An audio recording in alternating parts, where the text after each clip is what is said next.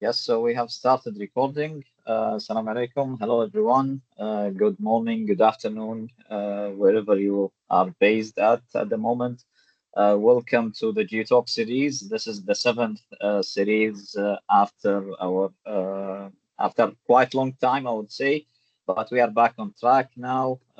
After great GeoTalks, we have been with Harry Bolas, Professor Harry Bolas, and Professor Jihan, and this is of no short than the previous ones. We have more than 100 registered attendees, and which is promising and increasing as well. So without any further delay, allow me to introduce you to the topic and also the speakers and organizers and the host of the event.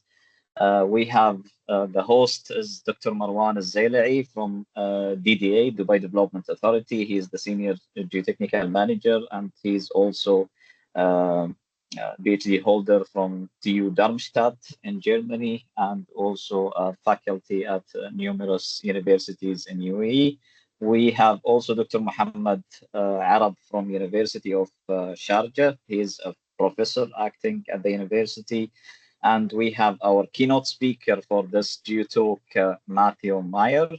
I will speak about Matthew, but the topic we are presenting today is experience and perspective on forensic geotechnical engineering, a topic that is quietly or relatively new, especially in our region. It's not touched usually by many, but we are dealing with it on daily basis. We are hearing many cases in the courts related to ground engineering, so it is worth to know more about it from an expert like Matthew. So Matthew is a principal with Langen Engineering and Environmental Services. He is registered professional engineer in 7 states in USA and with 29 years of experience in geotechnical engineering field and board certified geotechnical engineer. His experience is diverse in project type, location, magnitude, and geological setting, including experience on private sector high-rise projects, reports, industrial and retail development, stadium projects, airports, marinas and port development, universities, convention centers, public sectors, etc., etc. He is also specializing in design and build and B3 approaches with the focus of subsurface investigation techniques, deep foundation, ground improvement, ground control, cast-related risk reduction or mitigation, verification and validation through full-scale load testing, non-destructive testing techniques, and performance monitoring. Full-scale load testing as well. Meyer has a BS in civil engineering from I don't know how to pronounce it. I hope it is correct. Citadel, yeah, and MS Civil Engineering, Geotechnical Focus from Virginia Tech. He previously served as an adjunct professor at the Department of Civil Engineering at Florida International University. Meyer has served previously in numerous leadership positions at the DFI, Deep Foundation Institute, including trustee on the DFI board, trustee liaisons to the industry-wide working platform, working group, trustee liaisons, and chair to the augured cast in place and drill displacement pipe committee, and trustee liaisons to the soil mixing committee. He's a past president of the Miami-Dade American Society of Civil Engineers branch and the 2023 Martin Escap Foundation Engineering Award winner. Meyer has lectured, published, and presented or co-presented more than 45 publications or presentations at various conferences, seminars, and journals. So without any further delay, I believe Dr. Marwan, if you want to introduce Dr. Mohamed Arab further. Yeah, thank you, Hamza, for doing this. I apologize for not talking much because really, I don't have not feeling well for today. But thank you, Hamza, for your introduction. I would like to allow Dr. Mohamed Arab. He's from University of Sharjah. He has really a lot of researches and a lot of cooperation, especially with the industry. This is one of the cooperation which is happening between the Society of Engineers, the Committee of Geotechnical and Material, with the University of Sharjah, especially with Professor Arab. Professor Arab, he will have a small introduction about his research and his work at the University of Sharjah, and after that, we'll allow for sure Matthew to present his topic. So, Professor Arab, if you don't mind, can start Thank soon. you. Thank you everybody for for that, and I really thank Hamza and Marwan for the arrangement of the and everything in the last minute. So I really appreciate that, and really appreciate Matthew presenting today. Even he's still recovering from COVID. Thank you, really, Matthew, for that. I don't want to, present too much. Just I thought since Matthew, the original plan was to invite him here. So since he didn't come, I thought it would be nice to have a little bit of introduction about the university and a glimpse of our campus and a little bit about United Arab Emirates and Sharjah. That would be nice for Matthew to get the feeling of the Can you share it university. again, Dr. Mohammed? We lost I'm it. sharing it. Yeah, I'm sharing it. We are So yes. yeah. So in the University of Sharjah, we have 14 different colleges. And we have one of them, of course, is Faculty of Engineering. We have different PhD programs, masters and bachelors, of course. We have around 118 faculty members, around 3,000 students. So You are muted, You are Professor. muted. sorry. Now is working? Is it Yes. working now? Yes. Okay. Yes. So Yes. so as I said, we have Faculty of Engineering is one of the 14 faculty colleges that we have in the university. We have different PhD programs, masters and bachelors, and all our programs are ABIT accredited. This is and the accreditation body in the US for the programs in. So in the CEE department, Civil and Environmental Engineering department, we have a PhD program and 3 different master programs and 1 bachelor program. We have around 32 faculty members, around 300 students, undergrad, and around 100 master students, and around 34 students in the PhD program. I'm actually coordinating the master program these days. So we have a very big program, and I think one of the biggest in the country here in the UAE. This is a glimpse of our campus. It's a very huge campus. I think it's the biggest in the country, and even maybe in the region. So one of the biggest university in terms of the area in the region, in terms of the number of students as well. As you can see, it's a big campus, and we have also another campus for the medical school and for medical school and medical colleges. We actually invite and encourage students to come through our international program with the IESTA. So we offer these programs to exchange programs to for the students from all over the world. We have a very vibrant programs for that. We have a very nice campus, very modern and very welcoming. As you know, we are in United Arab Emirates, and here's the location of the country on the map. We are the UAE has several small emirates. We call them emirates, 7 emirates.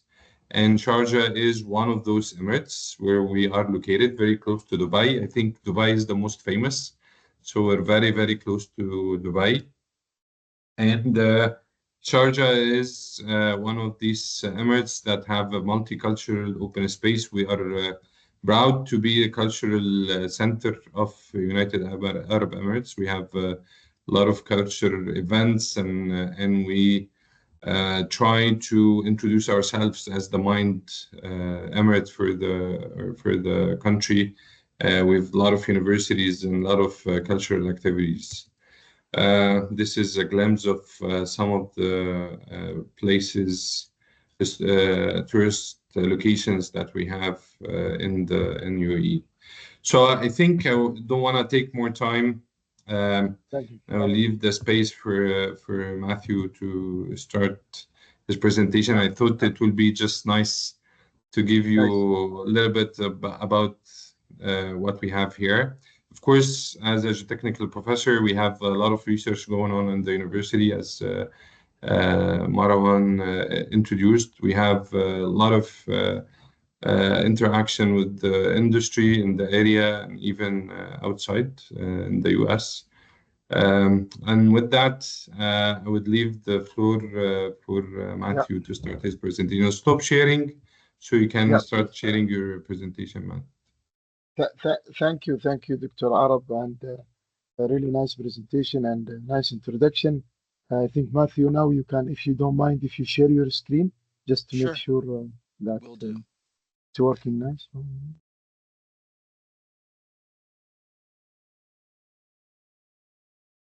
Yes. If you use the presentation. Hopefully everybody is seeing that now. The full, but full screen, if you can use the full screen. I'll do the full screen, absolutely. Yeah, please, Okay. Yes. Now it's perfect. You can start. Yeah. You Okay, can sounds go good. Please. Well, first and foremost, I really appreciate the offer to make this presentation today. I'm glad to be here today.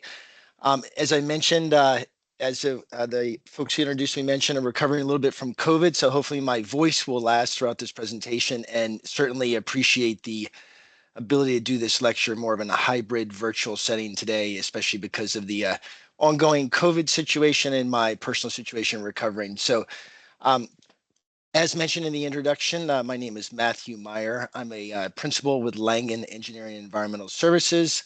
I physically sit in Miami, Florida. I am a geotechnical engineer. My practice is throughout the entire state of Florida, as you heard, throughout the United States, throughout the Caribbean, and then I also even supported our Middle East operations, some time ago, probably a decade or so ago, as we really looked to push into the Middle East with Langen Services being a geotechnical consultant throughout the various Middle East countries.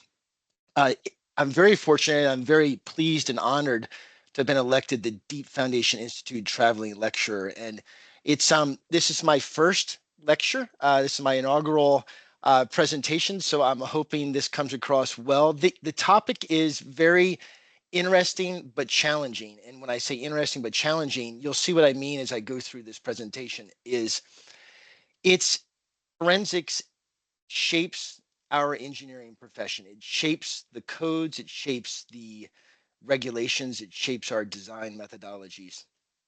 But the challenging part of it is a lot of those cases that we work on, a lot of those assignments that we work on, they're confidential, they're restricted in terms of what we can discuss. So as you see me walk you through this presentation, you're going to see how I talk in generalities versus lots of specifics, because a lot of this stuff is very tightly held in confidence, in court cases, in confidentiality, in privilege conditions. And as you work on forensic assignments and forensic matters, you're going to find the same situation holds true as you embark on those assignments. So let me go ahead and go to the next slide here. And what we're going to do when we start as part of the DFI traveling lecturer role that I have, we want to be able to talk a little bit about the Deep Foundation Institute. We want to talk a little bit about who DFI is. And for those who may not be aware of DFI, the Deep Foundation Institute is an international association of contractors, engineers, manufacturers, suppliers, academics, professors, universities like Dr. Mohamed Arab with the University of Sharjah, and owners in the Deep Foundation industry. And the DFI is very, very unique in that it brings together all of those various individuals in one setting. You may be a member of something like the American Society of Civil Engineers, or another engineering organization or a contractor organization. And what you're going to find with those organizations is you're going to find one viewpoint. And when I mean one viewpoint, you're going to be focused on engineering. In the American Society of Civil Engineers, I find a lot of value in the American Society of Civil Engineers. I'm a member of ASCE.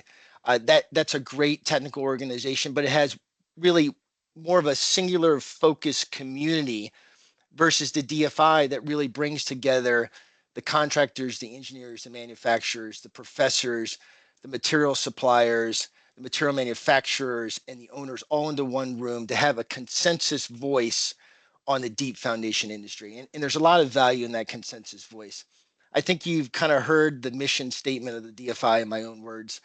It brings together a multidiscipline individuals and organizations to find common ground and create a shared vision and a consensus voice for continual advancement in the deep foundation industry. And I would add to that, and ground improvement. So when you think about the DFI, it's just not driven piles, drilled shafts, auger cast in place piles. It's also those ground improvement technologies such as fiber replacement, soil mixing, dynamic compaction, and then many other things as the DFI has evolved into looking at the greater foundation industry as a whole.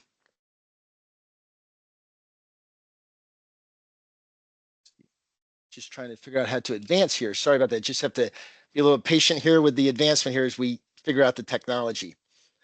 Okay, so now what I want to do is I want to talk a little bit about I want to speak to the students on the call. I know that Dr. Mohamed Arab mentioned that there's going to be a lot of students attending the presentation. So what I wanted to do is speak to a little bit to the offerings that DFI has available in terms of first scholarships. So let me just give you a little bit of background on the DFI Educational Trust. It provides scholarships to undergraduate and graduate students studying the fields of geotechnical and foundation engineering and construction management. Scholarships are available through school-specific funds open to students at specific engineering institution and at large funds open to any student studying in a related field. DFI recognizes that the future of our industry depends on our ability to encourage and engage promising young engineers to consider careers in the deep foundation industry. The trust manages many scholarships, so I would encourage those students on the call to consider applying for those various different potential scholarships or grants. Please look to the DFI in terms of those awards. I was at the annual conference out in Denver this past week, and there was mentioning about how many dollars and how many scholarships were awarded by the DFI Educational Trust as part of this scholarship program. So it is a significant amount of dollars. They're available for students. I'm going to encourage you to apply to go ahead and get access to those scholarship funds. Next, talking a little bit about the student paper competition. And if you go ahead and look at the QR code reader in the upper right-hand portion of your slide, you can go ahead and scan that QR code, and that will take you to a link for the student paper competition. The submissions are closed right now for 2024. The student paper competition was just announced out at the DFI annual conference, and the call for abstracts will be open on October 7th, 2024. The DFI and DFI Educational Trust annually holds a student paper competition, which is open to graduate and undergraduate students of engineering and construction. So please look to that as you look to potential submissions and competition for student papers. I think that professors at various different universities should encourage their students to apply for these student paper competitions. The winner of the student paper competition is invited to the DFI annual conference to present his or her paper. There's the conference registration is included, 2 nights of lodging, and $1,000 stipend for travel expenses will be provided to the winner. So it is a significant award, and it comes with some significant notoriety. And also the winner and run-ups are invited to submit their papers for publication in the DFI journal, and will have access to a library of up to 20 DFI publications and gratis 2 years individual membership in DFI. So it is a significant award. So look to that in terms of potential applications to the student paper competition.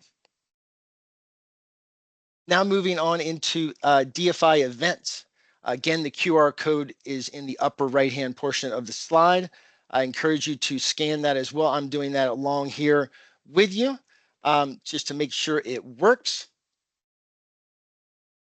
So DFI events, I mentioned the DFI annual conference, but I also wanted to mention the upcoming DFI EFFC Geotechnics Reimagine conferences coming up in Belgium in May of 2025. When I was out at the DFI event in Colorado, Maurice Botal, who I think everybody knows here, who's very active with EFFC, announced the upcoming DFI EFFC Geotechnics Reimagine conference that's coming up in Belgium. So please look to that as a potential conference to attend as a cooperative event between DFI and EFFC, again, upcoming in May 2025. Publications. Again, the QR code reader in the upper right-hand portion of the slide. There's many different DFI publications that have been issued. I think many are aware of the combined efforts of DFI and EFFC in publications such as the TREMI Guide for drilled shafts, such as the Slurry Support Fluid Guide that's out as a combined DFI EFFC publication. So look to those various different publications in terms of DFI publications are available, and there's also a an online support or online publication access via OneMine, and that really provides an enormous amount of access to various different publications in terms of access to a database of publications through the DFI, and that's an extremely valuable resource to consider as well. All right. So that's the background on DFI. I wanted to make sure that I conveyed the message regarding what the DFI organization is all about, the unique nature of the DFI in terms of its consensus voice with the various different individuals that participate in the DFI. As you've heard, you're talking about engineers, contractors, material suppliers, owners, and all sorts of different communities that come together to have this consensus voice. And then just in terms of the benefits for the students, you heard about the scholarships, you heard about the various different publications available, and you heard about the various different technical topics in terms of upcoming conferences that are available as well. So please look to the DFI in terms of getting active, getting involved with those. And it sounds like many of the individuals on this call are already active with DFI, so that's great.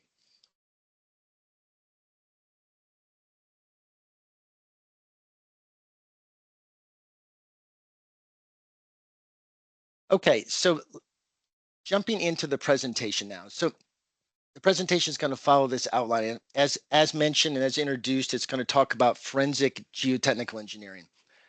I'm going to start with a health and safety moment. We're then going to move into the definition of forensics. This is a DFI conference or a DFI seminar, but I'm going to talk a little bit about ASCE, the American Society of Civil Engineers, and how they define forensics.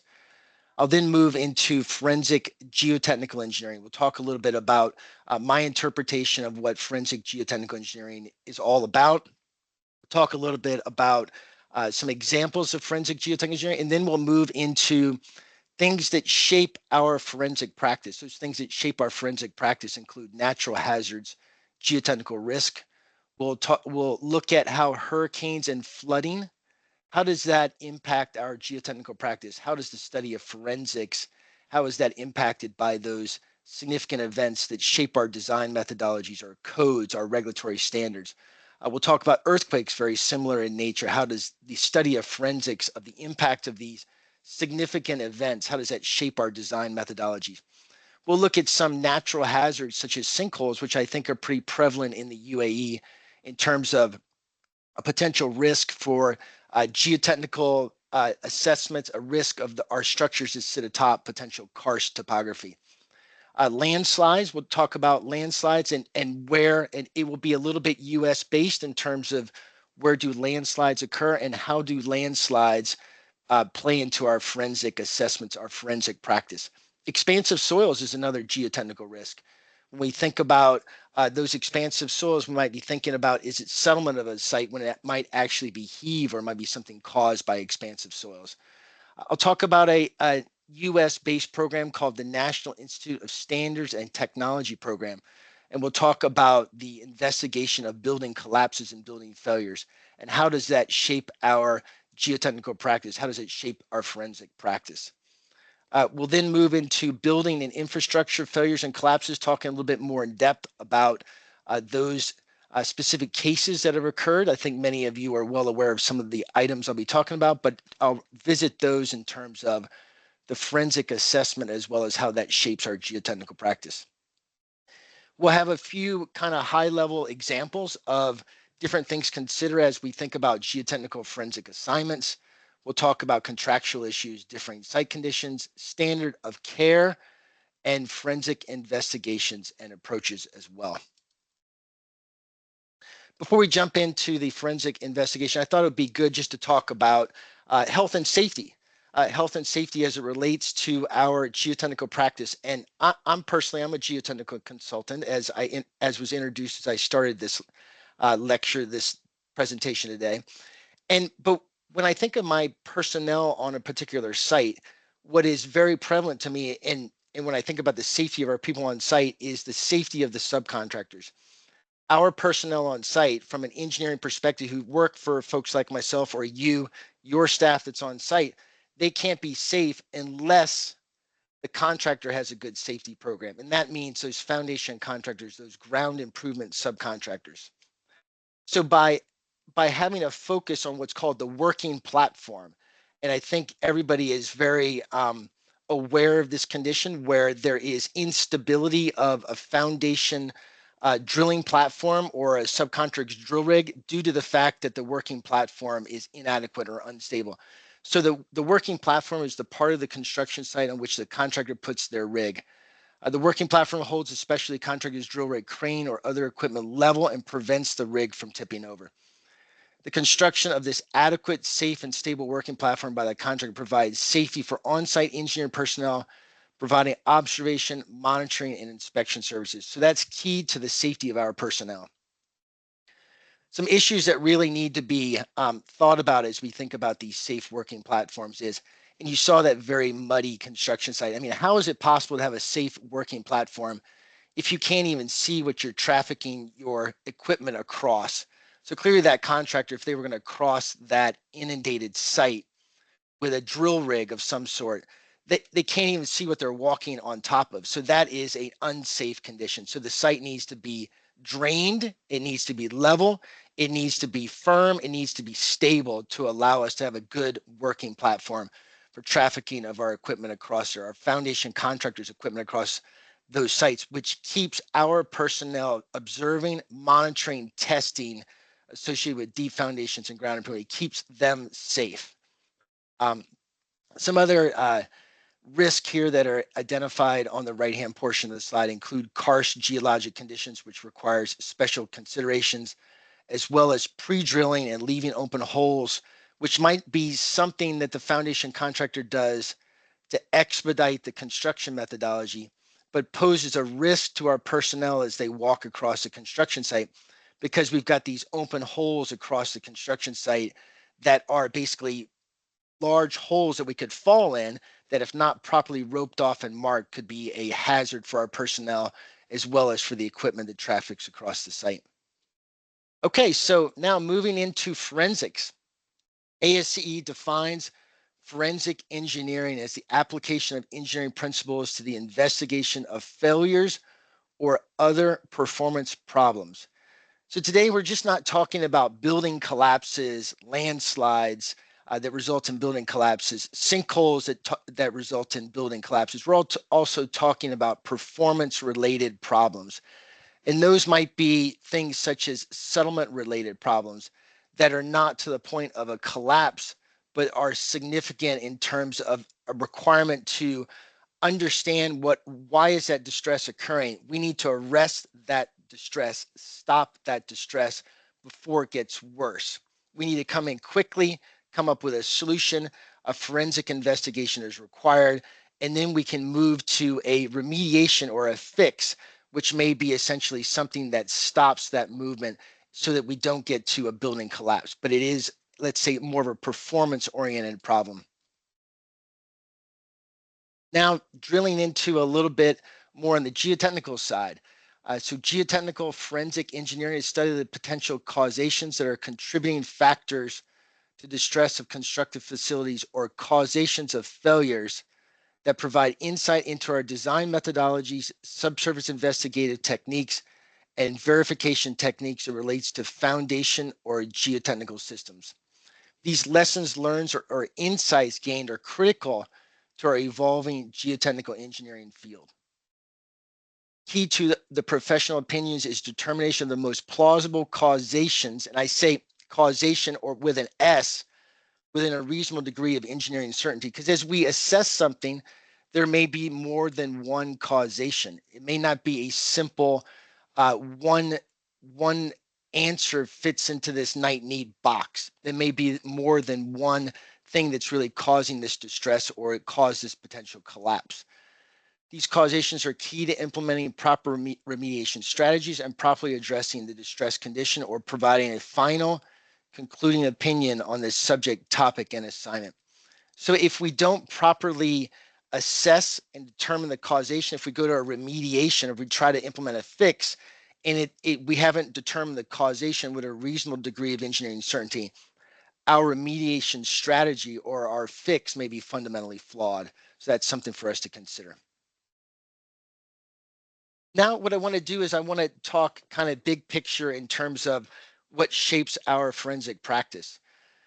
So as we think about natural hazards are key in how our forensic practice is shaped. So you can see here the eastern seaboard of the United States. You can see all these squiggly lines all over the place. As you can imagine, there are just all sorts of hurricanes which have occurred in the past along the eastern seaboard, up through the Gulf Coast as well. In this particular slide depicts between 1851 and 2023, the number of hurricanes that have occurred category 2 and higher.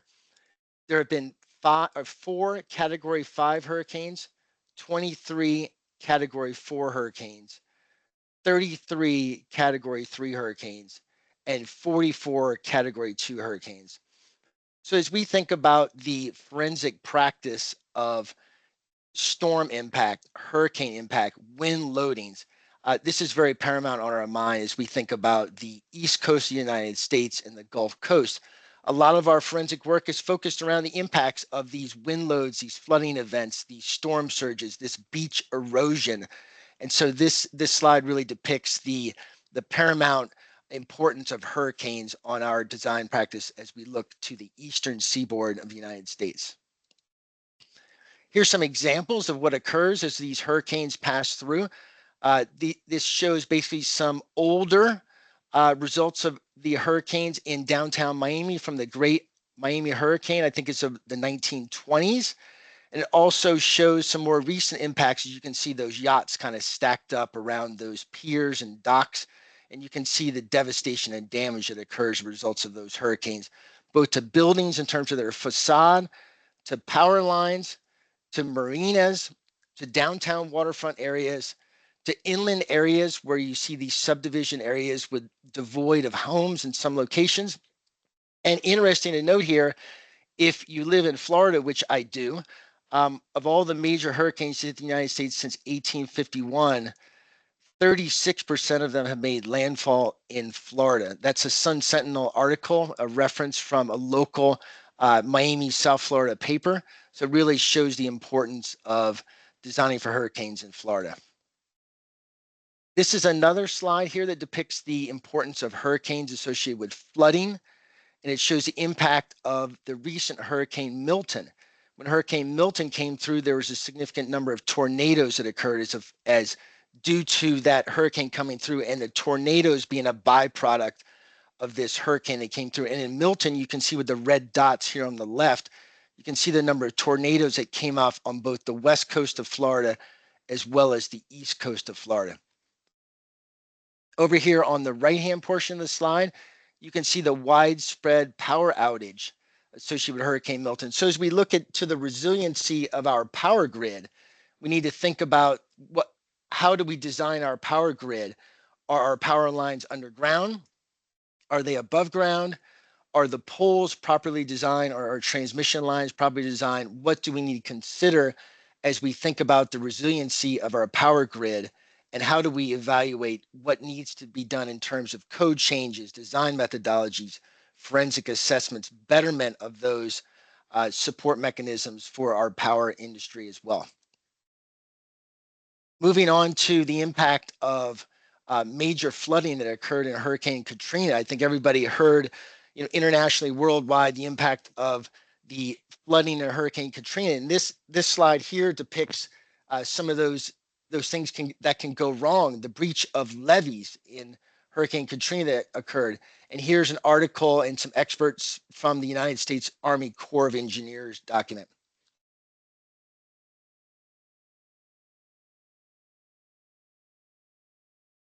Excuse me for a second, just taking a sip of water. So here, according to the United States Army Corps of Engineers, the damage wrought by the storm was unprecedented.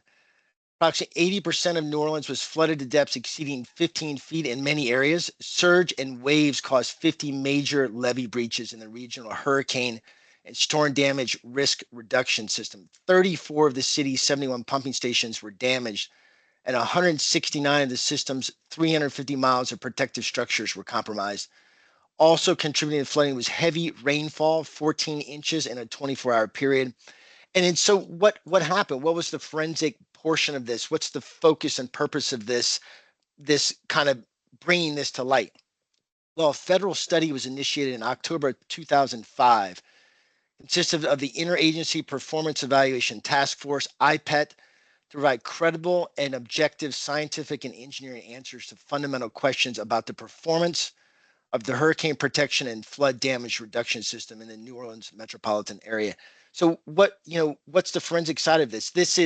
There was significant impact to the levees, the dams in New Orleans from Hurricane Katrina. How do you go through and harden or increase the coastal resiliency of those floodways, those dams and those levees? In this extensive study, that was the purpose of that study. So the forensic side of this from a national regulatory perspective is to make sure that we safeguard the public against those future consequences. Looking at some other design guidelines that are out there as we think about what do we have to design for to resist those adverse impacts from hurricanes. This is on the left. This is an excerpt from the Florida Building Code, Chapter 16. It shows the hurricane wind speeds that are in the code in terms of design wind speeds. And what does this mean for geotechnical engineers? This means basically these are the lateral forces imposed on our foundation system. This is what, as geotechnical engineers, when our structural colleagues ask us for lateral resistance of the foundation elements, this is how we provide that lateral resistance. And the structural colleagues that go through these calculations, they determine that lateral force on the foundations from these charts, from these graphs, from these more intensive wind tunnel study tests. And so that makes it down into our geotechnical profession. And that also evolves as we see more and more hurricanes come through, and as we see those hurricanes impose different levels of adverse impacts, and these codes get revised and updated. On the right-hand portion of this slide, you can see the 2024 flood insurance rate map. This flood insurance rate map indicates various different flood elevations throughout the downtown, or actually this is the beachfront area of Fort Lauderdale. And just kind of for reference, the static groundwater level in Fort Lauderdale is probably +1 or +2. So on the left-hand portion of this flood map, you can see the flood elevations are 4 to 5 feet above static water level. All the way out on the beachfront area up at elevation 11 or 12, you're talking about flood elevations that are as much as 10 to maybe even 12 feet above the static groundwater level. So that's a significant flood event.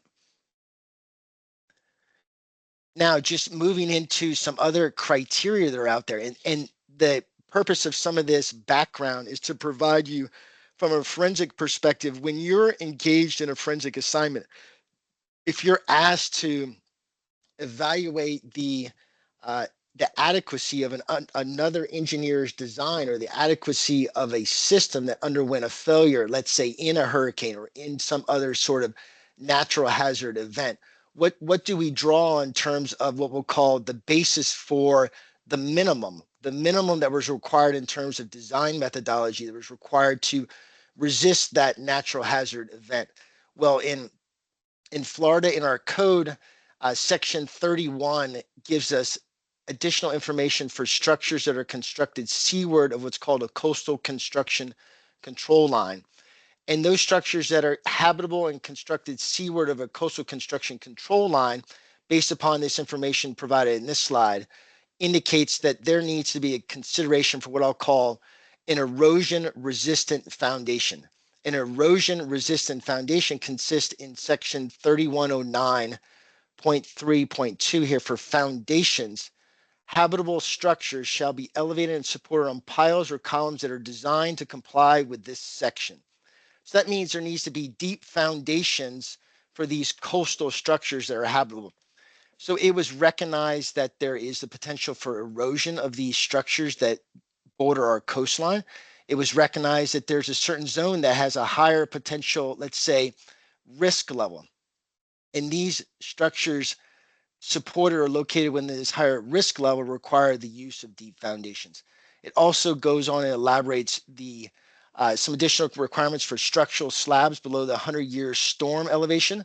It talks about structural slabs with the 100-year storm elevation and below the lowest floor are not required to be breakaway, provided the slabs are designed by a qualified Florida registered professional engineer to resist the flood levels specified in section 3109.3.1. So it's recognition that those structural slabs that are below these flood elevations has to be designed for the hydrostatic forces associated with these flood events. So it provides additional requirements that are necessary for these structures to perform adequately during these natural hazard events.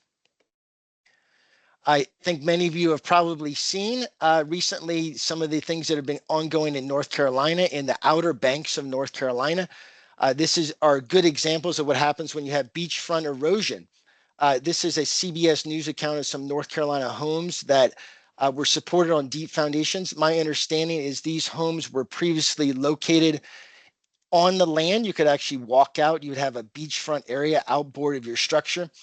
And as beach erosion continued to occur, obviously the structures beneath those structures become more and more inundated with the sea. The tides became to come in. So essentially, you almost need a boat to get out to your house. So quite interesting. And as that beachfront erosion continues to get worse and worse, we see collapse of some of those structures. So this is, paramount in what we need to protect against. These are certainly in very high risk susceptible zones. But as we look to, forensic evaluation of structures and why things went wrong, beachfront erosion is certainly something we need to think about. Erosion of those subsurface materials, undermining and degrading the support mechanism of our deep foundations is paramount in some of our forensic evaluations as well. Now moving into seismicity. So I have to really give credit to one of my colleagues, Ramin Golit-Sorki, who is one of my colleagues that works for Langen on the west coast of the United States out in the California area. He really helped me putting together some slides specific to seismic risk throughout the world and giving some, for instances, of things we need to bear in mind relative to forensic assessments as we think about seismicity.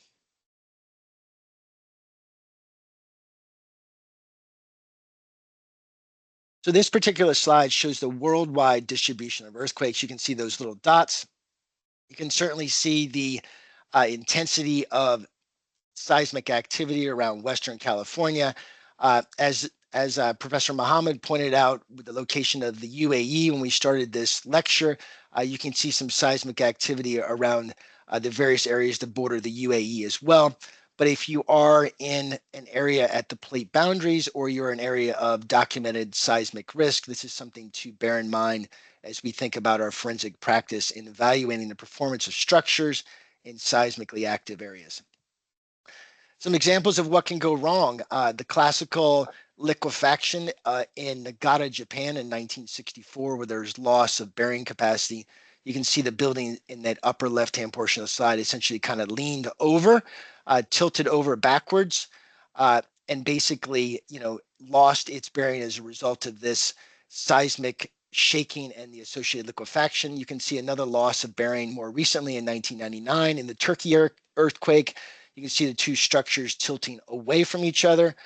The lower left-hand portion shows ground settlement. You can see the gentleman there is standing beside the ground, or I think that actually is a pile cap potentially supporting that rail type structure that's elevated and traversing over the individual's head. That rail structure appears to perform relatively adequately, leading us to the conclusion that that rail structure was supported on deep foundations. The pile cap is elevated. The ground has gone down. Ground settlement has occurred in the Kobe, Japan earthquake of 1995. Another thing for us to consider as well is lateral spreading. Lateral spreading is another seismic risk that we need to consider, especially when they're in those waterfront settings where we've got a free field, such as a bulkhead on one side, and the ground tends to want to move laterally due to this seismic shaking. So that's another potential failure mechanism that we need to consider as well. Some other indications of liquefaction. Certainly, you can really understand and get the perception of how the ground loses its ability to support any load and basically swallowed up this car, and the car is basically essentially almost entirely submerged as a result of that liquefaction in Christchurch, New Zealand, 2011. And then here, the photo on the right shows the damage to piles beneath a building due to lateral spreading in Nagata, Japan in 1964. I understand that this was disclosed during an adjacent excavation for a new building adjacent to this structure that had undergone some significant seismic damage in 1964, and this was unearthed many, many years later. Now, moving on into sinkholes. Sinkholes is something we need to consider as well in terms of risk associated with our geotechnical structures. You can see the distribution of sinkholes throughout the United States here. As you look here and you see those red hot spots in the United States, you can see the state of Florida. You can see some throughout what looks like I'll call it the upper central area of the United States, as well as some out bordering the western coast regions, but still more interior to the United States in areas like Idaho, where there appears to be some sinkhole related activity as well. So we can look to these risk-based maps to understand what is the risk associated with our building in a certain location, a certain region of the United States or worldwide. This particular map drills into the state of Florida a little bit more in depth and highlights the areas in Tampa and Orlando as having significant sinkhole risk. The depiction on the right-hand portion of the slide shows those different kinds of sinkholes that form, whether they're more near surface, deeper sinkholes, cover collapse, solution sinkholes. How do these form? What are those various different mechanisms? And this map also tries to link those mechanisms to those various different regions to give us as geotechnical engineers an understanding of the geology in those areas and the typical sinkholes that develop in those various different areas. And so one thing to think about here is if you're undergoing a forensic investigation, let's say in Miami, and you look at this map and you're in the yellow area in Miami, and there is a structure that's undergone settlement or is experiencing distress, more than likely you're not going to be thinking about sinkholes. Sinkholes are not very prevalent in Miami, but if you're in Tampa or Orlando, conversely, you're in an area of high sinkhole risk, so you would be thinking about the potential risk of sinkhole developments, and that distress that you may see associated with that particular structure could likely be a result of sinkhole movement at depth. So it's something you need to consider. So various different regions, there's various different risk. These maps give us a look at the background or the regional risk of a specific area. This one again kind of drills a little bit deeper into the occurrence of sinkholes throughout the state of Florida. And you can see here, as I mentioned before, in Tampa and Orlando, high sinkhole risk due to the number of sinkhole occurrences, significant risk, but as I mentioned before, down in Miami, down in the lower southeastern part of the state, minimal risk. The northeastern portion of the state as well, up in the Jacksonville area, if you're doing a forensic investigation of a building that's undergone distress or experienced some adverse performance, more than likely it may not be a result of sinkhole type activity at depth. So something to think about as you implement these forensic investigations. So moving on into guidelines for these sinkhole investigations. So as we think about what sort of protocols exist, or what do we have in place to guide the minimum standards for these investigations as part of our forensic investigation. This one publication here by the Florida Geologic Survey, special publication number 57, authored or dated 2005, by numerous individuals throughout the state of Florida, as kind of a consensus document, provides what I'll call the minimum standards for geologic and geotechnical investigation procedures for evaluations of the causes of subsidence damage in Florida.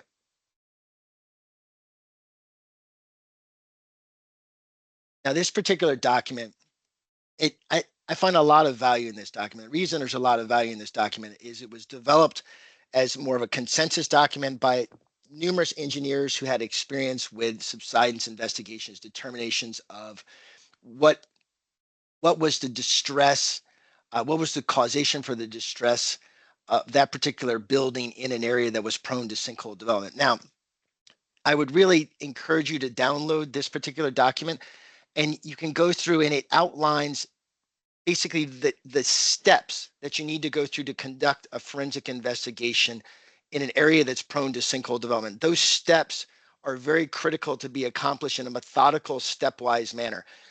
And what I mean by that is, step one is not to go out and drill a bunch of borings next to a structure that's exhibited distress. Step one is to do the background research. Step two is to do a site visit to determine, what are the areas of the structure that have undergone distress, what areas of the structure have not undergone distress. Step three is an understanding of the site history. And I'm not putting these in a specific order, but generalities are, these are the steps that are required before you implement any sort of evasive subsurface investigation. You want to understand from a historical aerial perspective what was there previously. You want to study the occurrence of sinkhole development in proximity to your site with available databases. You then would go through, after you really have a handle on the conditions at the site, the background, the history, the potential occurrence for active sinkholes in the area, the risk level, you would then likely move into what's called a geophysical investigation. The geophysical investigation would include things such as ground penetrating radar, electrical resistivity testing, maybe some seismic methods. And with that, you would identify some anomalous features within the subsurface materials that may or may not coincide with the damage observed at the ground surface. And then you would develop your targeted subsurface investigation program and protocol to go out there and actually investigate the subsurface conditions and attempt to link the causations in the ground to the actual damage you observe at the surface. So this document really walks you through a stepwise protocol and how this detailed forensic investigation should be implemented. So I would, again, really encourage folks to download this document. Granted, it's not for the UAE or for other international settings, but it's got a lot of good background that may be applicable to your particular case. Just to kind of bring out some of the minimum guidelines that we need to comply with as we think about implementing forensic investigations. There's standards issued by various regulatory agencies. In Florida, there's a 2012 Florida statute that talks about testing standards for sinkholes. It says the professional engineer and professional geologist shall perform such tests as sufficient in their professional opinion to determine the presence or absence of sinkhole loss or other cause of damage within reasonable professional probability, and for the professional engineer to make recommendations regarding necessary building stabilization and foundation repair. So these are the minimum guidelines that we need to comply with. Sinkhole reports. In the Florida statute, it has a summary of those requirements that need to make their way into the sinkhole reports. It talks about how the sinkhole loss is to be verified. It talks about structural damage. There's definitions of structural damage to the covered building that has been identified with a reasonable professional probability. It talks about, is the cause of the structural damage sinkhole activity within a reasonable professional probability.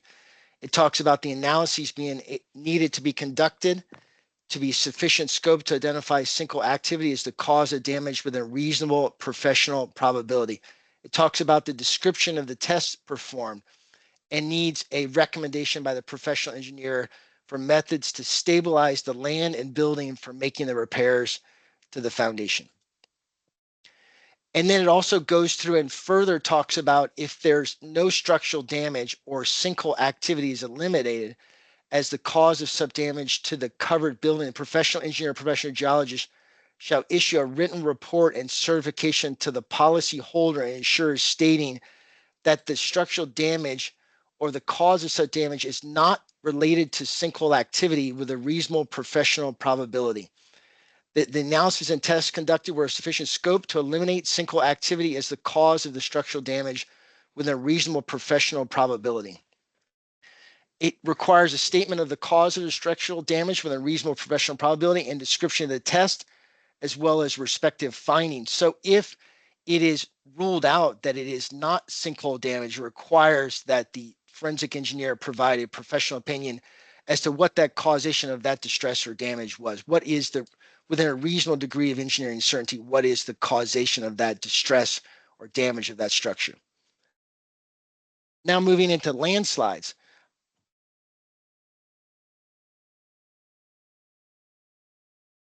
When we think about landslides and natural hazards and risk, we think about that mountainous terrain. So obviously along the coastal areas of South Florida and Florida, we don't have many landslide risk, but in, let's say, areas such as Virginia, West Virginia, and the Pacific Northwest, as well as California, there are landslide risk. So this could be a topic of our forensic investigations as well. This really gives us an overall idea of those risks, the susceptibility of the different states throughout the United States to landslide occurrences. And now moving into expansive and swelling clays and swelling soils. This is a map of the United States. It shows the occurrence of areas that have high risk for soils that exhibit a swell potential. You can see there in red, really pops off the page as red or burgundy. You can see those areas with expansive soils or soils that will undergo the potential for swelling. You can see there throughout Texas, looks like some throughout Louisiana, as well as up in North Dakota and South Dakota. And those are defined as units containing abundant clay having high swelling potential. So those, if you're in a state and you're undergoing or performing a forensic investigation where there's a high potential for these clays to exhibit swell potential, you need to think about, is what I'm observing associated with the stress of that structure? Is it associated with settlement or is it associated with potential heave? So this map gives us an understanding of those potential risk-related items. And as we go and we implement our forensic investigations, we need to be inquisitive in what that causation could be. We need to leave no stone unturned. We need to look and investigate and consider many potential causations, and this map really guides us into the causations as it relates to swelling or heave. Now moving into the governmental program that exists in the United States called NIST, the National Institute for Building Codes and Standards, for National Institute, or the NIST program has a sub-program called the Disaster and Failure Study Program. The Disaster and Failure Study Program of NIST uses authorities granted by the National Construction Safety Team Act, the National Earthquake Hazard Reduction Program, the National Windstorm Impact Reduction Program, and the NIST Organic Act to help establish teams to assess building and infrastructure performance and emergency response. NIST engineers and researchers strive to prevent similar failures by understanding the technical causes and then making that information public. NIST studies have led to significant changes in practices, standards, codes to help enhance the health and safety of the American public. So some items that NIST may be involved with are building collapses, as you're aware of. And I think that many of you have heard more recently, not recent times, but 3, 4, 5 years ago, about the Champlain Towers South condominium collapse in Surfside, Florida. A tragic event, loss of life, significant structure collapse of significant height at a beachfront condominium. NIST was involved. My understanding is the report is coming out in 2025 or 2026. So we'll look to a summary of the potential causations that caused that collapse in the upcoming NIST report. But NIST is really a great organization that really looks to understand what went wrong and how does that what went wrong causations, how does that weave its way into our new building code standards, code revisions, design standards, design methodology updates. So that's a very important aspect of our forensic engineering. Two other building collapses, or actually infrastructure collapses, one here shown in the middle, a highway bridge collapse, and then also one shown on the left there, a parking garage collapse that occurred as well. Certainly very in-depth, exhaustive forensic studies accomplished on both of those projects, as well as the ongoing study at Champlain Towers South as well. Okay, so now moving into some examples of forensic topics.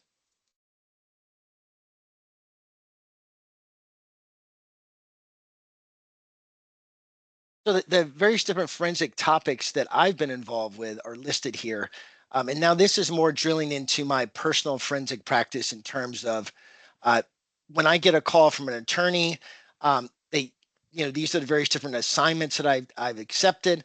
And just to kind of walk you through a few of these, and I know we're pushing on probably about 45 or 50 minutes here, so I want to make sure that I make it within the allotted time frame here. So I'm going to cover some of these a little bit rapidly as we go through here, just to make sure that we make it into the allotted time frame. Excuse me. So as we look to vehicular tunnels, I've been involved with large-scale vehicular tunnels, soft ground tunnels constructed where there was alternate dispute resolution processes implemented. And those alternate dispute resolution processes consisted of the dispute review board process. That may be something that many of you get involved with eventually on a large-scale infrastructure project. It's a unique approach to how to settle disputes amongst owners, design builders, P3 type projects. They're typically implemented on very large scale projects. It basically convenes a panel of experts. The one I was involved with had 3 experts. My recollection is 1 expert was elected by each side, and then the other deciding vote from the 3rd expert was elected by the 2 chairpersons that were elected by the opposing parties. A very valuable experience. I found it a very good process to resolve disputes during construction. It's very valuable during construction. Wastewater tunnel process tunnels. I've been involved with a project where there was claims due to, let's say, low production levels with TBM advance rates, due to potentially harder than expected rock conditions. I had the fortune of being in a very small microtunnel, basically about 100 feet below grade, where we implemented an investigation and actually drilled core holes through a segmental liner out into the subsurface materials to obtain samples and to assess the hardness of the rock and compare that to the contract documents. High-rise towers. I've been involved in numerous cases with high-rise towers as it relates to potential atypical performance of high-rise towers, as well as the potential for urban infill developments where there are claims of off-site damage as a result of construction of these high-rise towers in these urban core setting areas.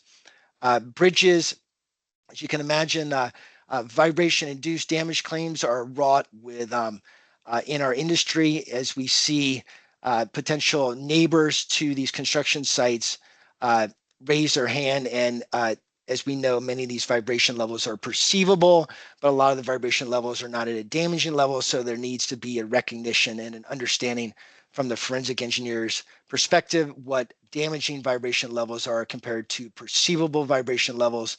And then obviously supportive excavation system claims, settlement of on-grade supported amenities, various claims throughout various different deep foundation systems, auger cast in place piles, helical piles, drilled shafts.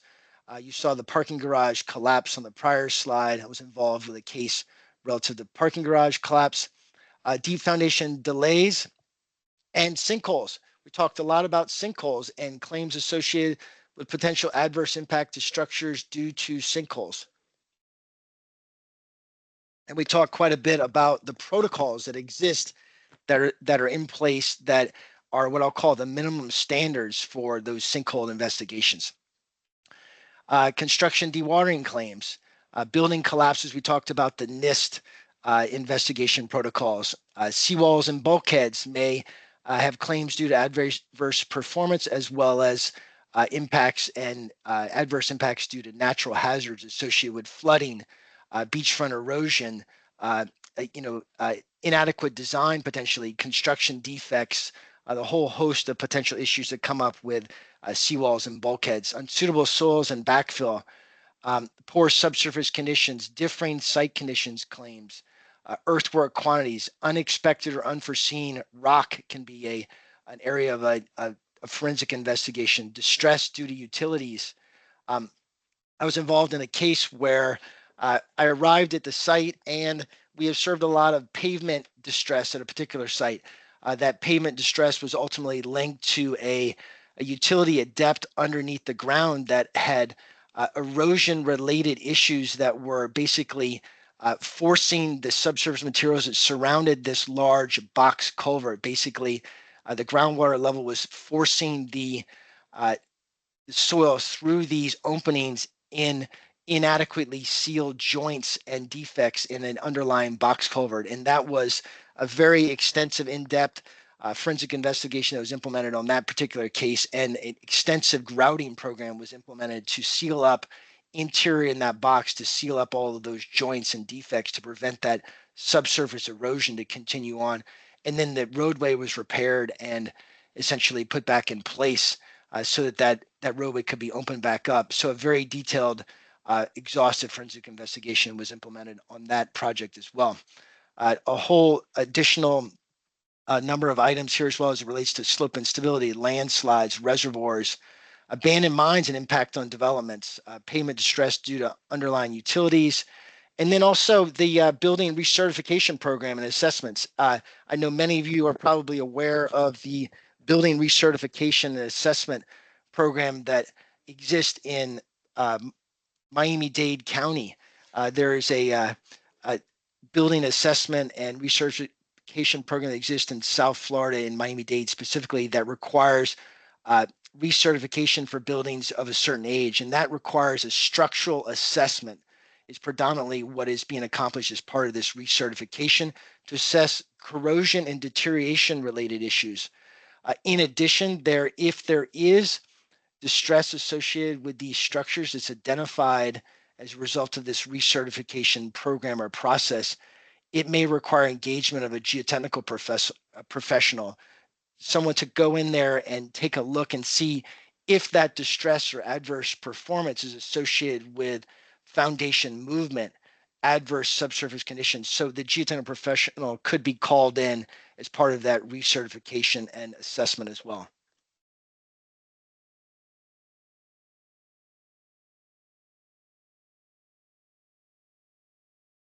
So now moving a little bit into forensic assignments and the process of forensic assignment. So as we receive a request for a forensic assignment, it could be single or multidisciplinary in nature.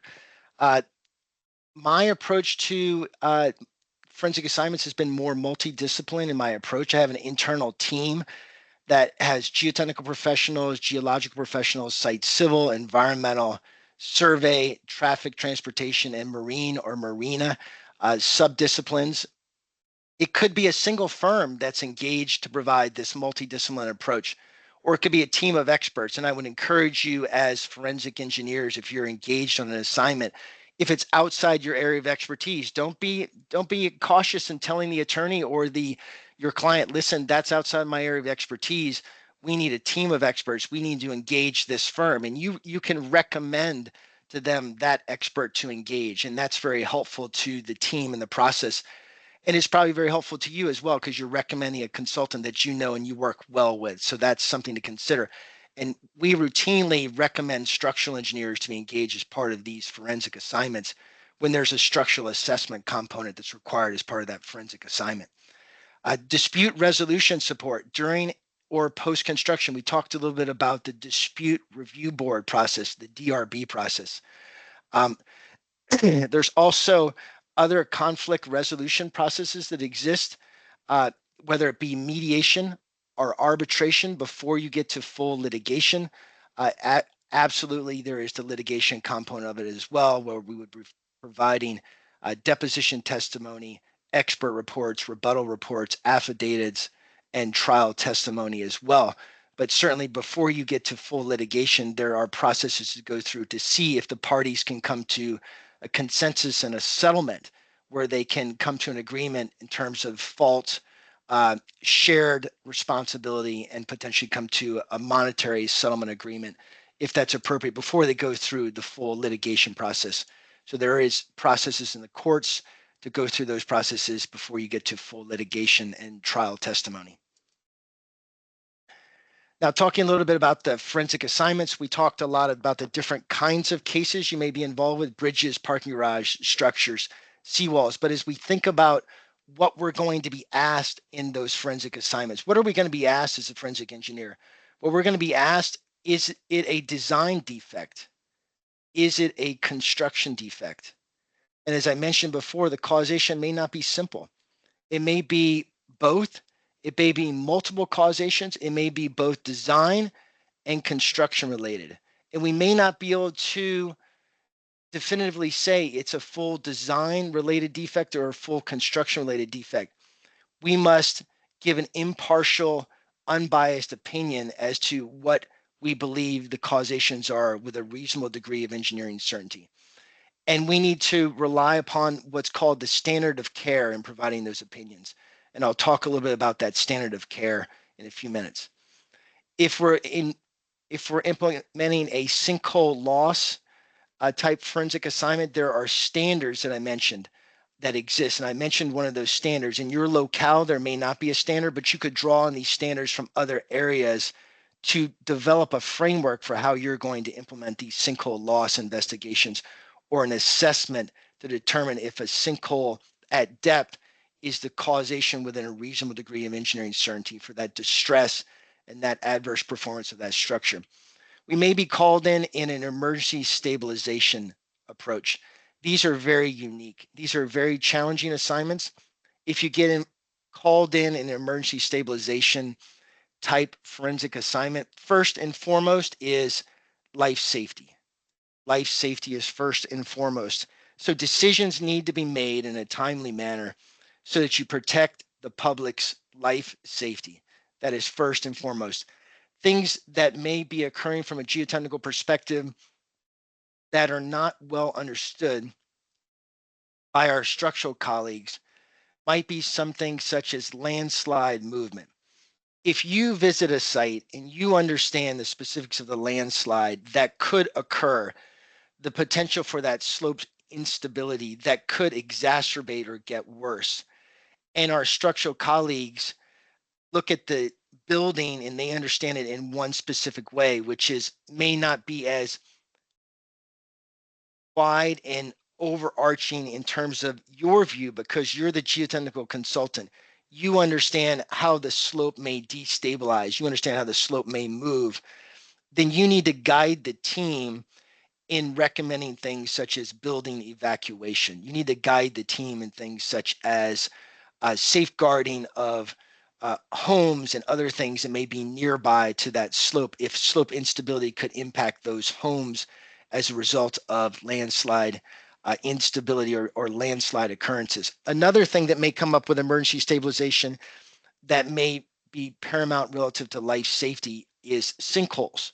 Sinkhole development may look relatively minor initially, but it may quickly change. And if it quickly changes, again, you need to focus on in your forensic role and assignment on life safety first, then property damage, obviously evacuating those buildings, making sure everybody is safe. And then you can certainly go into a detailed forensic investigation in an effort to safeguard the property and save the building and stabilize the landslide or the sinkhole at depth. Evaluation of claims due to construction operations offsite.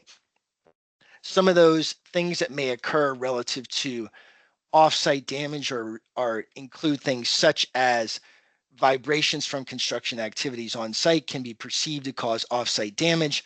If we're accomplishing excavations in the ground, some other things that may lend themselves to potential forensic assignments and bring up an issue of a potential offsite impact could be deep excavations, movements of those excavations, movements of the ground on the retained side of those excavations, depression of the groundwater level as a result of those deep excavations if groundwater is not adequately maintained at the property boundary such that groundwater doesn't draw down beyond the property boundaries, as well as potential for settlement occurring beyond the property limits due to things such as, let's say, constructing a high-rise building in an area of compressible subsurface conditions. Those settlements a lot of times are not just isolated to our site. Those settlements may extend beyond our site. So there may be a claim of offsite impacts as a result of settlements extending beyond the property boundary. Some other forensic roles that I've been involved in are specifically what's called differing site conditions. Now, internationally, this term may not have the same impact as it does in the United States. The differing site conditions clause is incorporated into contracts as a mechanism to share risk between the contractor, the design builder, and the owner.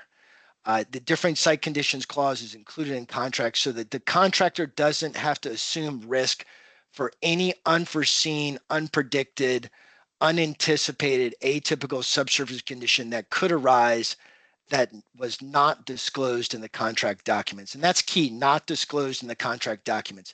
If it's disclosed in the contract documents, then it typically could be inferred to be the contractor's responsibility to address those adverse impacts. Now, in some cases, those adverse conditions or the behavior of the ground could be markedly different than expected, and that may lend itself to a differing site conditions claim that is legitimate as well, that has value or merit, and the owner could consider that as well. But these differing site conditions clauses and claims are a big part of the forensic practice as well, as you will see and get involved with more forensic assessments. Surety support assignments are specific to the bonding companies and insurance companies for contractors on projects.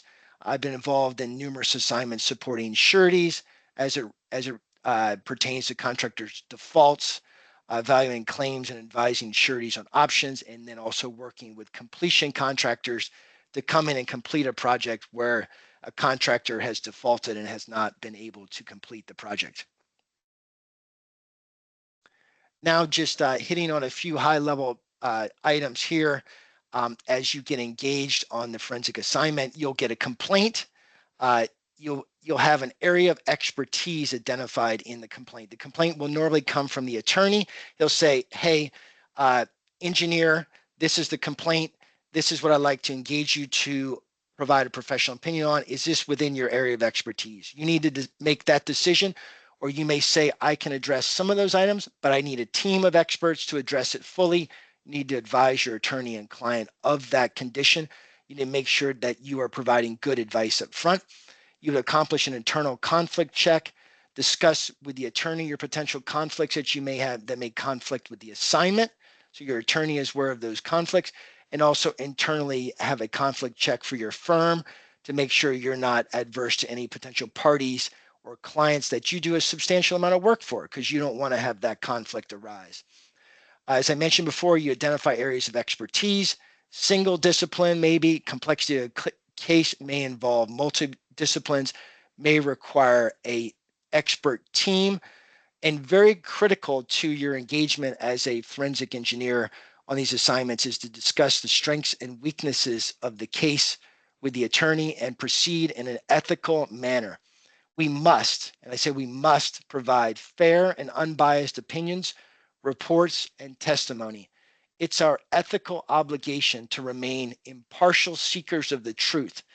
Even when the truth is not in their client's interest, the forensic engineer is required by ethical principles to maintain objectivity.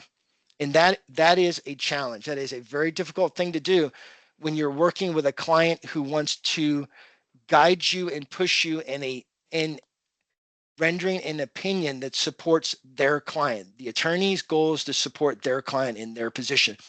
But this is the forensic engineer's obligation. We must stay in our lane. We must always maintain our ethical obligation to the engineering discipline and engineering field. And this is a quote from Carper from 1989. We need to agree on the scope of services and path forward. It may be a desktop study only. It could be a forensic investigation where we do a site visit. It could be an expert report. It could be deposition testimony. We need to understand the expectations from our client so we make sure we're aligned with what's expected as we proceed on with our forensic engagement. This particular book here, I find a lot of value in this book from ASE. It's a guidelines for forensic engineering practice. This particular book provides all sorts of great information. I would encourage you to download this book, even though it's not a DFI publication.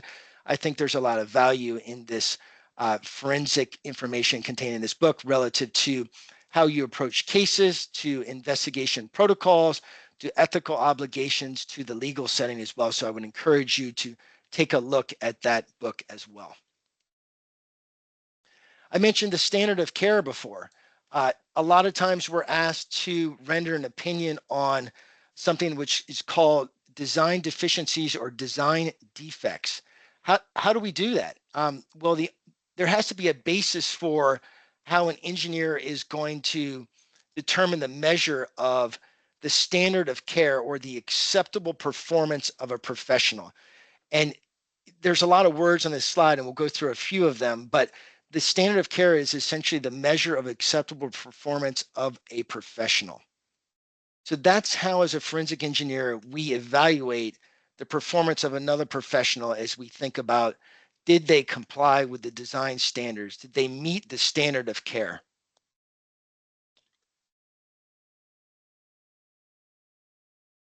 So in performing the professional services for a client, a professional has the duty to have that degree of learning and skill ordinarily possessed by reputable professionals practicing in the same or similar locality and under similar circumstances. So they have to have the skills and the education and the experience.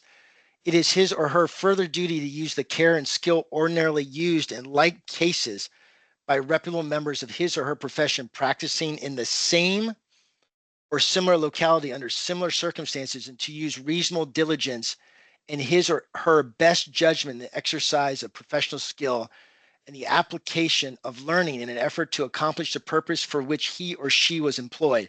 So again, the standard of care is essentially the measure of acceptable performance of a professional. And we need, as forensic engineers, we need to understand the standard of care and use the standard of care in our assessment of, did that professional perform their duty, or were they negligent in the performance of their duty? Differing site conditions. We talked a little bit about that before. We talked about the type 1 and type 2 differing site conditions. This is a definition from the Federal Highway Administration. Differing site conditions, as I mentioned before, provide a risk sharing mechanism in a contract that allows the contractor not to assume all the risk when they bid a particular project. They have an obligation to consider the information contained in the contract documents, but if there are subsurface or latent physical conditions at the site that differ materially from those indicated in the contract, they may be entitled to a type 1 differing site conditions claim, and they are then entitled to compensation associated with that adverse, atypical, unforeseen condition that's documented. A type 2 differing site condition has another nuance. It's a little more difficult in terms of the specific language. However, it's shown here as an unknown physical condition at the site of an unusual nature differing from those ordinarily encountered and generally recognized as to be inherent in the work of the character provided for in this contract. So the requirements to comply with the DSC clause, essential for the contractor to consider, is you have to notify when you encounter this. Upon notification, the engineer will investigate the condition, and then a determination will be made and the contractor informed of the results of the investigation. So now that we're getting a little bit short on time, I'm going to try to speed this up a little bit and get through this, hopefully, so that we have time for some questions at the end. So I put together here a nice handy dandy, what I'll call a forensic checklist, helpful hints for assignments. So as I mentioned before, you're going to receive the complaint. It'll be written or verbal. Key to your forensic assessment and your engagement and how you go through methodically and go through the work that's required to conduct a proper forensic investigation includes the following: review of project plans and specs, review of the geotechnical report, review of daily field construction records, email correspondence, meeting minutes, non-conformances, any dispute letters and summary of positions from various parties, which may be issued post receiving of the initial complaint. You need to consider whether or not there was compliance with project documents and specifications. Then you would move into compliance with building codes or typical design approach or methodologies. You would look at construction procedures typical or atypical for a designated system. You would look at monitoring records and data compliance or non-compliance. You would also consider compliance with regulatory requirements that relates to monitoring. That may be deformations, vibration levels, groundwater levels. You would look at the damages. Is it physical or is it monetary? Is it schedule?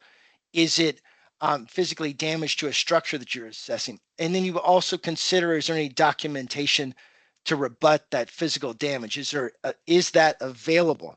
And those are great things to have if you have those. Those might be things such as a pre-construction conditions documentation report or summary that documents the conditions of the adjacent neighboring structures before construction.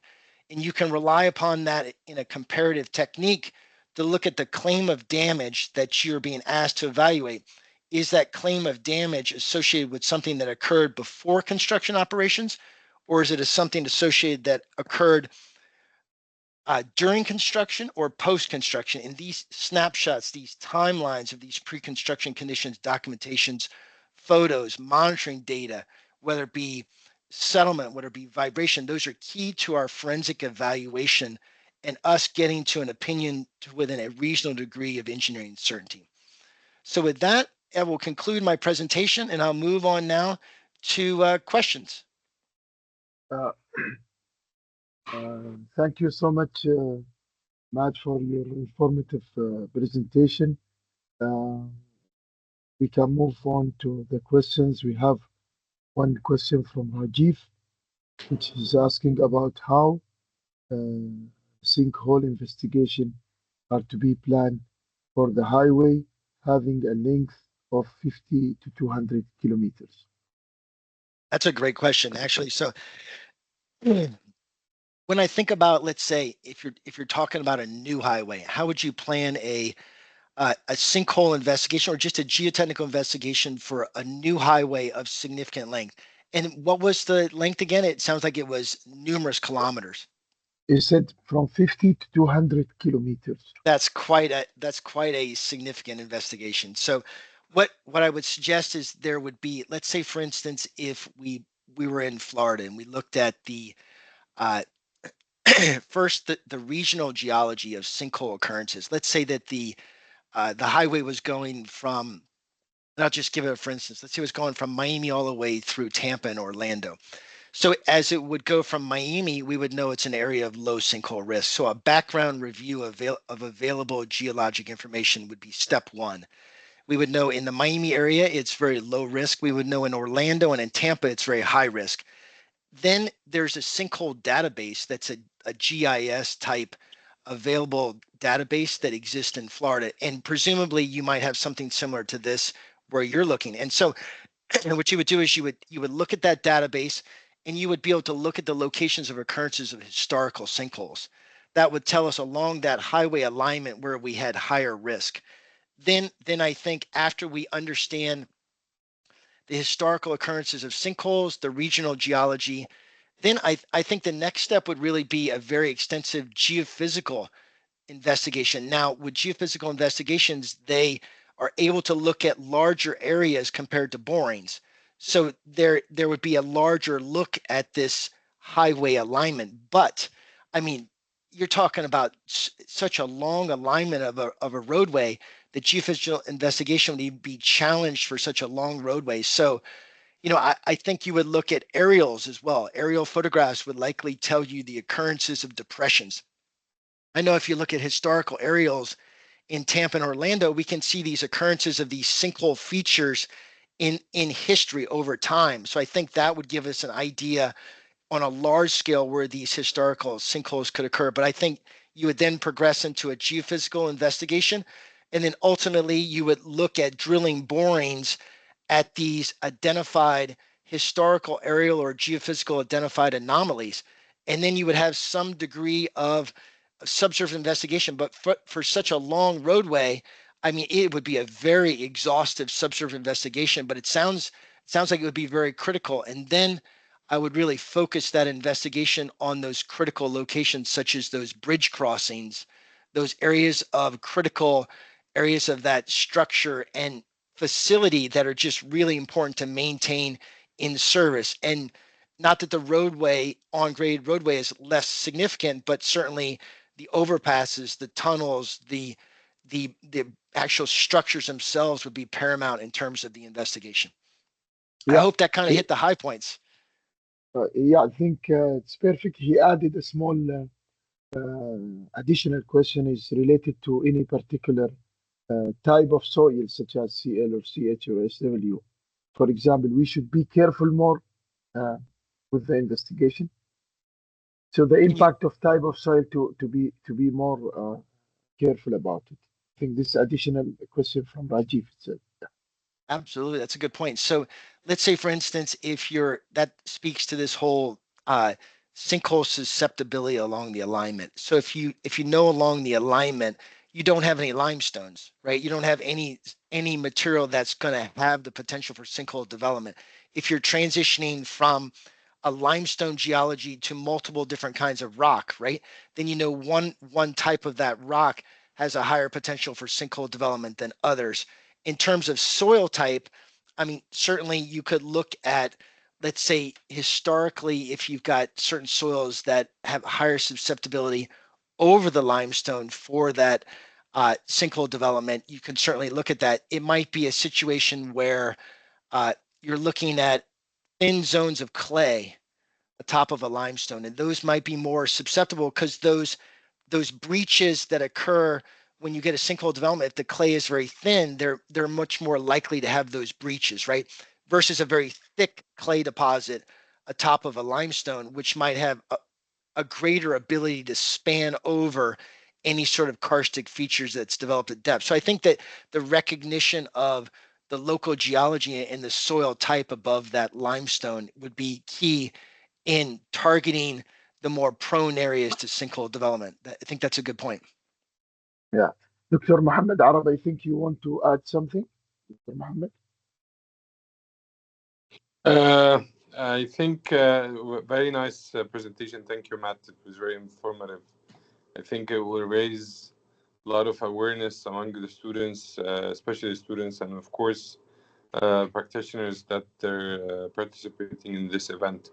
I just wanted to ask you also. I think the standard of care is something that's very nice to bring the attention of our students and practitioners on, and I think it's sometimes very hard, right, to determine the standard of care, especially for something like sinkholes. Is if to determine if the practitioner, the engineer, took the right, standard of care standards when he's did the soil investigation or doing his study.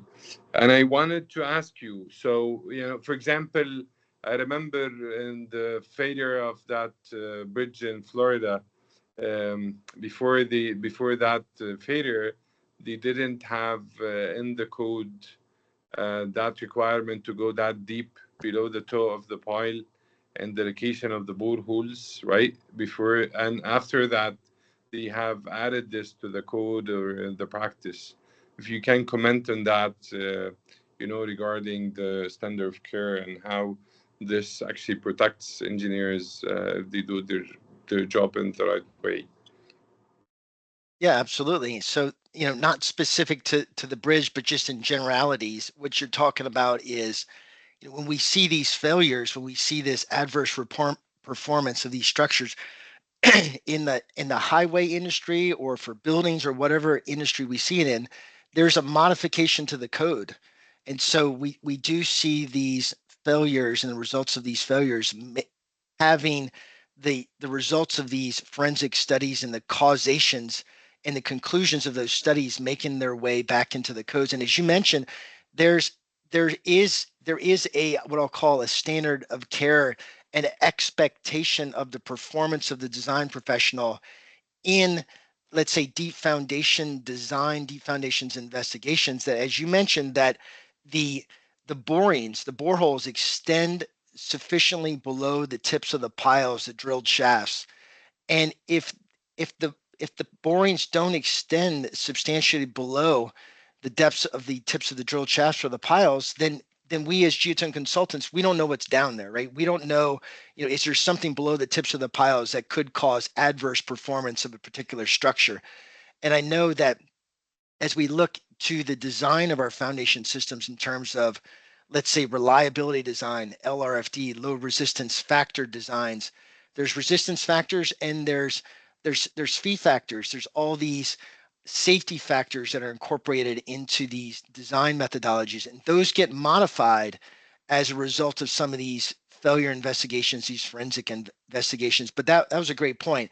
I mean, key to the proper design of a deep foundation is the extension of the boreholes to adequate depth below the foundation elements. And if you think about structures that may have, a pile cap configuration of 1, 2, 3, 4, 5 pile cap configuration, we think about the stresses that extend below the tips of those piles, and we think about a certain extension of the borehole below the tips of those piles. But if you look at the UAE and you look at your super tall structures, and you look at the South Florida area where we've got these super tall structures in Miami, we will commonly extend boreholes the depths of 250 to 300 feet, and our deep foundations will terminate probably in the 125 to 150 foot zone. So why are we extending those boreholes so deep? Well, we're extending those boreholes so deep so that we can calculate the settlement that occurs beneath these very, very heavily loaded structures that may have a field of piles as many as 100, 200, 300, 400 piles supporting these super tall structures. So that was a great point. And there's no one answer that says how deep you should extend the boreholes below the tips of your deep foundation elements. It depends. There's a standard of care if we talk about super tall structures. There's a standard of care if we talk about bridge structures. There are guidance documents in FDOT, the Florida Department of Transportation, the Federal Highway Administration, that guides us in terms of the determination of the borehole depths. So it really is, in terms of an assessment of the standard of care, it is case by case specific, region by region specific, and geology by geology specific. So it's a very interesting question. We can see the last question by Mr. I think, 1 minute, I missed his question.